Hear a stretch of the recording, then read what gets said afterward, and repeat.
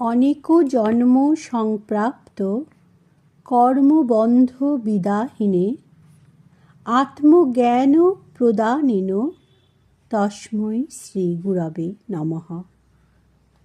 শ্রীমৎ স্বামী সেবানন্দ সরস্বতী মহারাজজির চরণে জানাই শতকোটি প্রণাম।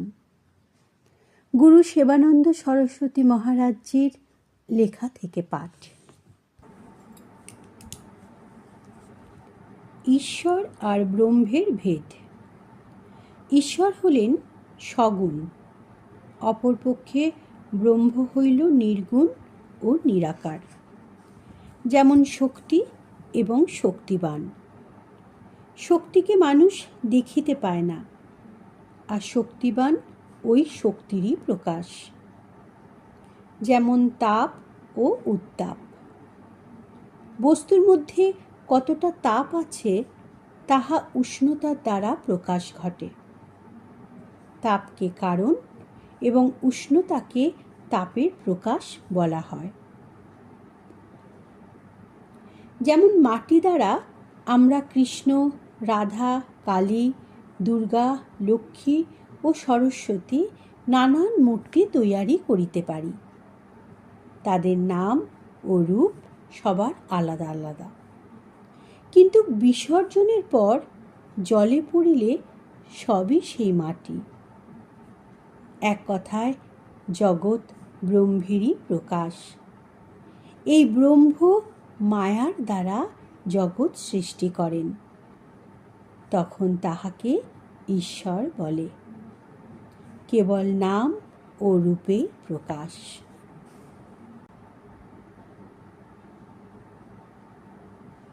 অনুভব, ফিলিং, যাহা ভাষায় প্রকাশ করা যায় না।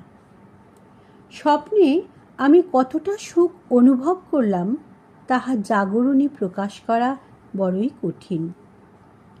অনুভব শব্দটি মনের ব্যাপার নয়, এটি হৃদয়ের ব্যাপার।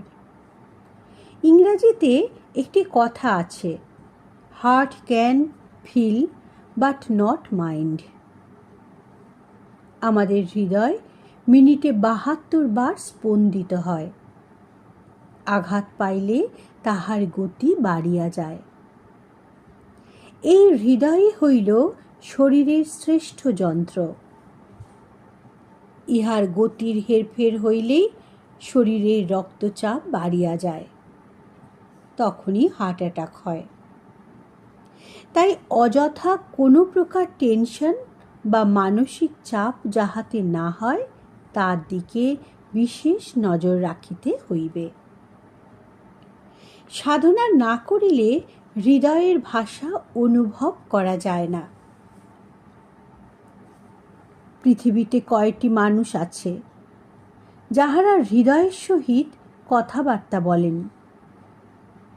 একমাত্র অনুভব সম্পন্ন ব্যক্তিরাই হৃদয়ের ভাষা বুঝিতে পারেন। যোগী প্রতি মুহূর্তে ওই হৃদয়ের স্পন্দনের সহিত সম্পর্ক রাখিয়া চলেন। অন্তর্মুখী না হইলে হৃদয়ের ভাষা বোঝা যায় না। একান্তে না থাকিলে হৃদয়ের সহিত কথা বলা যায় না। হৃদয় যার আছে সেই তো ভালোবাসে।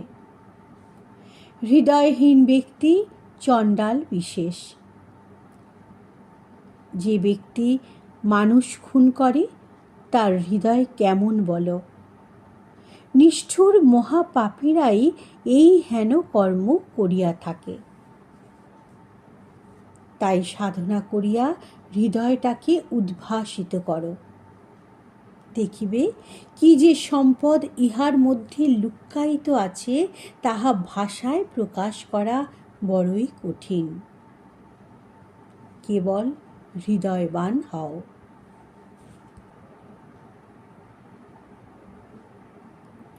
সারাটা জীবন কত সৎসঙ্গ করিলাম, মহাপুরুষদের লেখা কত গ্রন্থ পাঠ করিলাম, গুরুদেবের কাছে দীক্ষা নিলাম, তবুও মনের জ্বালা মিটিল না। শুনেছি ঔষধের গুণাগুণ না জানিয়া ঔষধ সেবন করিলেই রোগের প্রতিকার হয়। তবে আমার ক্ষেত্রে কেন এমন হয়? উত্তরে গুরুজি বলেন, ভালো ডাক্তারের হাতে না পড়িলে ভুল চিকিৎসায় কত রোগী মারা যায়, নয়তো ভুগে মরে। তাছাড়া ঔষধের ডোজ, পথ্য ও শুশ্রূষার অভাব হইলে রোগীর হাল যেরূপ হয়, তোমারও ঠিক সেই দশা। শাস্ত্রে একটি কথা আছে, সাধু, গুরু, বৈষ্ণব সবার কৃপা হলো, একের কৃপা বিনে জীব ছাড়ে খাড়ে গেল। ওই একের কৃপা মানে আত্মকৃপা, তোমার সাধনার ফল। সাথে চন্দন কাঠ আছে, চন্দন পিঁড়ে আছে, জল আছে, তাতে কি চন্দনের সুগন্ধ পাওয়া যাইবে? কদাচ নহে। চন্দন পিঁড়ের উপর নিয়মিত জল দিয়ে অতিশয় যত্ন সহকারে চন্দন কাঠটি ঘষিলে তবেই চন্দনের সুগন্ধ বার হইবে এবং দেব সেবার উপযুক্ত হইবে। তুমি বিন্দুমাত্র স্থির হইয়া বসিতে পারো নাই, সদাই বিষয় বাসনায় ছটপট করিতেছ। এতে কি সারা জীবন তোমার ছটপটানির অবসান হইবে?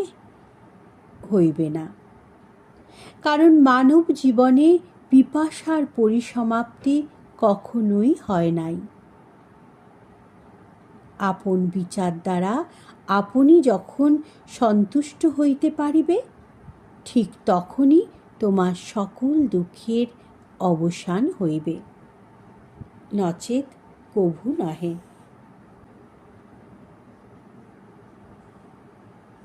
পুনরপি জনমম পুনরপি মরণম পুনরপি জননী জঠরে শয়নম ইতি সংসারে স্ফুটতর দোষ কথমিহ মানব তব সন্তোষ।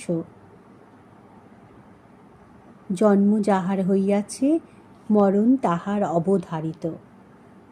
আবার মৃত্যুর পর পুনরায় জন্ম তাহাও সুনিশ্চিত। জীবের যেমন কর্ম তেমনি যোনিপ্রাপ্ত হয়। কিন্তু সাধক সাধনা করেন মুক্তির জন্য। বারবার এই জন্ম মৃত্যুর নরক যন্ত্রণা হইতে মুক্তি। জীবের কতকগুলি লক্ষণ দেখিয়া বোঝা যায় যে এই জন্মই তাঁর শেষ জন্ম, আর জন্ম মৃত্যুর চক্রে আবর্তিত হইতে হইবে না। লক্ষণগুলি হইল, জন্মের প্রথম অবস্থা হইতেই যাহারা ভক্তি রসে ভরপুর, প্রেমে যাহাদের হৃদয় উদ্ভাসিত, তাহাদের আর পুনরায় জন্ম লইতে হয় না। যাহারা প্রকৃতপক্ষে আমি দেহ নই, আমি আত্মা, এই উপলব্ধি করেছেন, অর্থাৎ যাহাদের আত্মবোধ জাগরিত হইয়াছে, তাহাদের পুনরায় জন্ম লইতে হয় না। আবার যাহারা সর্বভূতে ঈশ্বর দর্শন করেন, অর্থাৎ গাছপালা, পশু পাখি, কীটপতঙ্গ সবার মধ্যে ঈশ্বরকে খুঁজিয়া পান, তাহারাই প্রকৃত জ্ঞানী। তাহাদের এই জন্ম শেষ জন্ম। যাহাদের কামনা বাসনা সম্পূর্ণভাবে নির্মূল হইয়াছে, তাহাদের আর পুনরায় জন্মগ্রহণ করিতে হয় না। অর্থাৎ প্রকৃত মুক্ত পুরুষই মুক্তি লাভের অধিকারী।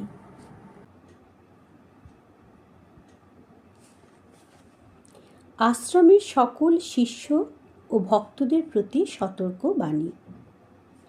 সহজ সরল হও, জটিল কুটিল হইও না। সর্বপ্রকার অহংকার ত্যাগ করো। পরের ভালো দেখতে না পারো তো চোখ বন্ধ করে রাখবে। পরের মঙ্গল করতে না পারো তো অমঙ্গল কামনা করো না। সর্বপ্রকার অভিমান ত্যাগ করো। সেবা করতে না পারো তো সেবা দেখে জ্বলে মরো না। ক্রোধ হইতে সাবধান, এটাই তোমার বড় শত্রু।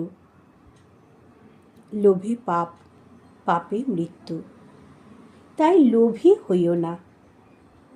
নিন্দা ও প্রশংসা হতে দূরে থাকবে। কারো কথা লাগানো ভাগানো করো না, হজম করবে।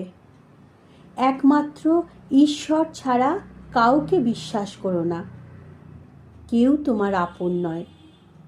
যাকে তুমি বেশি ভালোবাসবে সেই তোমাকে বেশি দুঃখ দেবে।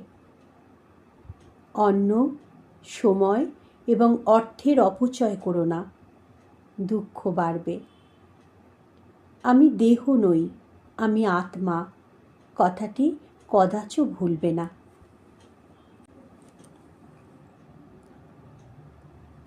শান্ত, সুন্দর, পবিত্র একটি মন তৈয়ারি করিতে কত না জনম লাগিয়া যায়।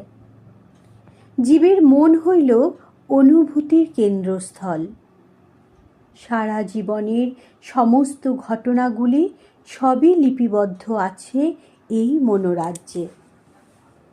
একটি খোলা পরিষ্কার পাত্র যদি কিছুদিন খোলা জায়গায় চিৎ করিয়া রাখা যায়, তবে কিছুদিনের মধ্যেই ওই পাত্রে ময়লা জমবে। পরিষ্কার পাত্রটি যদি উপুর করিয়া রাখি, তবে উহার মধ্যে কিছুমাত্র ময়লা প্রবেশ করিতে পারিবে না। সাধনা হইল এমনতর পদ্ধতি, যাহা মনকে সারা জগৎ হইতে, জগতের সমস্ত কদর্য বস্তু হইতে সম্পূর্ণ আলাদা করিয়া রাখে। তখন জীব আপন অন্তরাত্মার সাক্ষাৎ করিতে পারে এবং আত্মসুখে ভরপুর হইয়া থাকে। খোলা মন সরোবর বিশেষ। প্রতিনিয়ত কত না বস্তু উহার স্বচ্ছ জলরাশিকে তরঙ্গায়িত করিতেছে। মানব জীবনের দৈনন্দিন কত না ঘটনা লিপিবদ্ধ করিতে হয় চিত্তমালাকে। জীব রোমন্থনকালে তাহা পুনরায় স্মরণ করে এবং সুখ ও দুঃখের দোলায় দুলিতে থাকে। এই তরঙ্গায়িত জীবনের কোনো অবসান নাই, যদি না জীব সাধন বলে মনকে নিজ আয়ত্তে আনিতে না পারে। সাধনা হইল অন্তঃকরণের ময়লা সাফ করা। ঠিক কেমন জানো? কচুরি পানায় ভরা পুষ্করিণীর জলকে কেহই দেখিতে পায় না, অথচ যাহারা ওই কচুরি পানা একটু একটু করিয়া সাফ করেন, তাহারাই পুষ্করিণীর স্বচ্ছ জলের সন্ধান পান। এত কথা বলার একটাই কারণ, শুদ্ধ হও, পবিত্র হও, শান্ত হও, ধীর হও। শান্তমণি শান্তির আধার।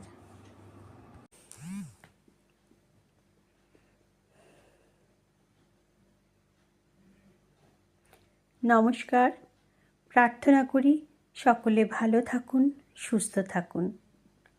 আর আমাদের এই প্রচেষ্টায় যদি কোনো ত্রুটি থাকে বা উচ্চারণে ভুল থাকে, তবে নিজ গুণে ক্ষমা করে দেবেন। আর এই পাঠ অন্যান্য ভক্তদের কাছে দয়া করে শেয়ার করে দেবেন, যাতে তাঁরাও পূর্ণার্জনের পথে এগিয়ে যেতে পারেন। জয় গুরু।